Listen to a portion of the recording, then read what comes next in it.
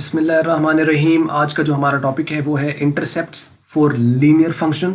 एक linear function होता है, एक तो यहाँ से एक नई चीज़ आपको ये सीखने में मिलेगी कि लीनियर जो फंक्शन है उसका हम ग्राफ जो है वो इंटरसेप्ट्स की मदद से भी ड्रॉ कर सकते हैं। मतलब आपको वैल्यूज़ लेने की, फंक्शनल वैल्यूज़ लेने की ज़रूरत नहीं है। आप इंटरसेप्ट निकालें और उन दो इंटरसेप्ट को स्ट्रेट आप मिला दें, वो आपके पास graph of the linear function होगा। तो एक तो यहाँ से ज़रा आसानी रहती है कि सिर्फ आप दो इंटरसेप्ट निकाल लें, एक एक्स इंटरसेप्ट और एक वाई इंटरसेप्ट, और उसको आप दोनों को मिला लें तो आपके पास लीनियर का ग्राफ बन जाता है। यहाँ पर हमें एक तो उनको फाइंड करना है, दूसरा हम इसका ग्राफ भी बनाएंगे। ऑब्वियसली एक स्ट्रेट लाइन सी मिल जाएगी। इंटरसेप्ट्स क्या होते हैं लीनियर के लिए? इंटरसेप्ट का मतलब है कि वो पॉइंट जो है वो एक्स एक्सिस और वाई एक्सिस को कहाँ कट कर रहा है। वैसे इंटरसेप्ट का मतलब ये होता है कि इंटरसेक्शन, यहाँ वो इंटरसेक्ट कर जाएंगे दूसरे को। यहाँ पर इंटरसेप्ट्स आपके पास जो है ये लीनियर फंक्शन के, इनसे मुराद है एक्स इंटरसेप्ट और वाई इंटरसेप्ट। ये हम दोनों निकाल, बाज़ अगर क्वेश्चन आता है कि इसका एक्स इंटरसेप्ट फाइंड करें या वाई इंटरसेप्ट फाइंड करें या एक्स एंड वाई इंटरसेप्ट इस लीनियर फंक्शन के फाइंड करें, क्वेश्चन आता होता है। तो बहुत आसान है, बहुत सिंपल है, सीधा सा है। क्या करना होता है कि आप इसको पढ़ लेते हैं और उसके बाद हम देखते हैं कि वाई इंटरसेप्ट पर एक्स जीरो होता है और एक्स इंटरसेप्ट पर वाई जीरो होता है, लेकिन क्यों? बात कर रहे हैं intercept is a point where graph cuts the X axis और वाई एक्सिस। वो इंटरसेप्ट है। अगर वो एक्स एक्सिस को कट करेगा तो वो एक्स इंटरसेप्ट होगा, वाई कट करेगा तो वाई इंटरसेप्ट होगा। The point where the graph cuts X axis is X intercept and the point where graph cuts Y axis is called Y intercept. At X intercept value of ordinate that is Y, ordinate होता है ना Y, x intercept पर जो Y है is zero. Y की जो value है यानी उसके ऑर्डिनेट की जो वैल्यू है वो जीरो होती है या ऑर्डिनेट जीरो होता है। At Y intercept the value of abscissa that is X is zero, X की वैल्यू जीरो है। Let's take an example of the linear function and find its intercept F of X is equal to 2x plus 10। This is the function F of X is equal to 2x plus 10। अब हम क्या करेंगे, इसको हम F of X को वायलेट कर लेंगे तो बन जाएगा y is equal to 2x plus 10। अब हमें पता है कि इसका एक्स इंटरसेप्ट के लिए हमें y जीरो पुट करना है। एक्स इंटरसेप्ट पर y जीरो होता है और y इंटरसेप्ट पर x जीरो होता है। इसको हम एंड पे देखते हैं कि क्यों होता है ऐसा, लेकिन पहले तो आप याद रखें ना कि x इंटरसेप्ट पर y जीरो है और y इंटरसेप्ट पर x जीरो है। एक तो ये याद रख लें। अच्छा, चूंकि y जीरो है तो इस इक्वेशन में जहां y है वहां जीरो पुट कर लो, तो y की जगह हमने क्या कर दिया जीरो और आगे 2x प्लस 10 आ जाएगा। ये इधर प्लस है उधर जाके माइनस हो जाएगा, तो 2x is equal to minus 10, इधर मल्टीप्लाई उधर जाके डिवाइड होगा तो x की वैल्यू -5। इसका मतलब ये जो ग्राफ है, इसका ग्राफ वो नेगेटिव एक्स एक्सेस के 0.5 पर, -5 पर वो कट करेगा इसको, एक्स को, एक्स एक्सेस को -5 पे कट करेगा। और दूसरी जो इसके अंदर साथ वैल्यू है वो कहते हैं similarly for Y intercept put X is equal to zero. Y के लिए एक्स जीरो पुट कर दें तो Y is equal to 2x plus 10 था, तो जहाँ एक्स था वहाँ जीरो पुट कर दें, जीरो हो गया तो पीछे क्या बच गया 10, तो वाई इज इक्वल टू 10। मतलब पॉजिटिव वाई पर ये 0.10 पे कट करेगा और नेगेटिव एक्स पर ये -5 पॉइंट पे कट करेगा।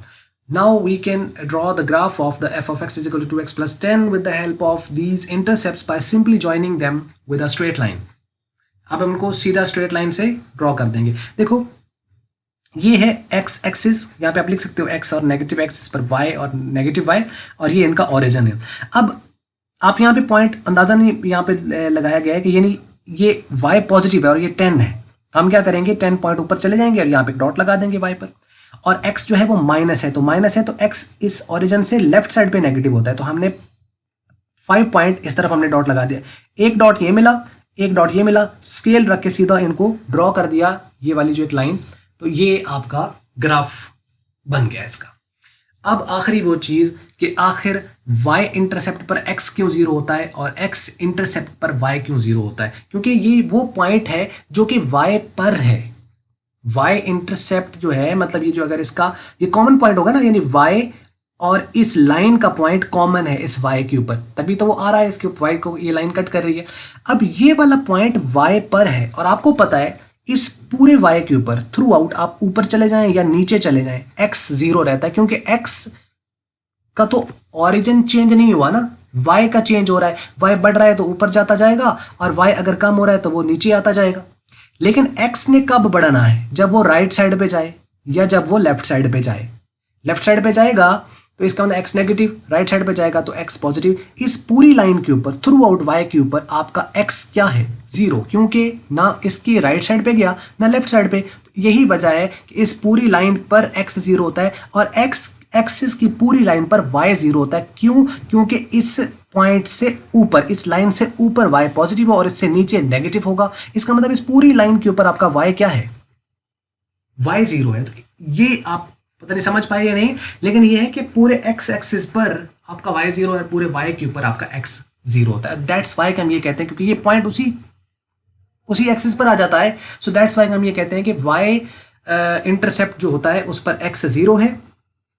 क्योंकि अगर आप यहाँ पे देखें, नीचे आते जाए तो ये ओरिजिन पर है, तो x तो ओरिजिन पर है, तो ओरिजिन पे x जीरो होता है। और इस तरीके से अगर आपका y देखें तो ये देखें, इस पूरी लाइन के ऊपर आपका y जीरो है, तो यहाँ पे y जीरो है क्योंकि ऊपर बढ़ेगा नीचे कम होगा। तो ये है कि जीरो क्यों होता है। बस आपने अल्टीमेटली याद रखना है कि इंटरसेप्ट कैसे फाइंड करते हैं लीनियर के, कि आपको x इंटरसेप्ट के लिए y जीरो ले लेना है, y के लिए आपको x जीरो ले लेना है। f ऑफ x दे तो f ऑफ x को आपने y लेट कर लेना है, पुट करें और वैल्यू निकाल लें।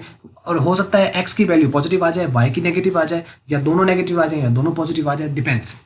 ठीक है, तो अगर वो दोनों पॉजिटिव होंगे तो एक पॉइंट आपके पास y पॉजिटिव है तो x भी पॉजिटिव है, तो फिर ग्राफ यूं ड्रॉ होगा। अगर दोनों नेगेटिव आ जाती है तो इसका मतलब है कि आपका x भी नेगेटिव y भी नेगेटिव, तो ग्राफ यहाँ से यूं ड्रॉ होगा।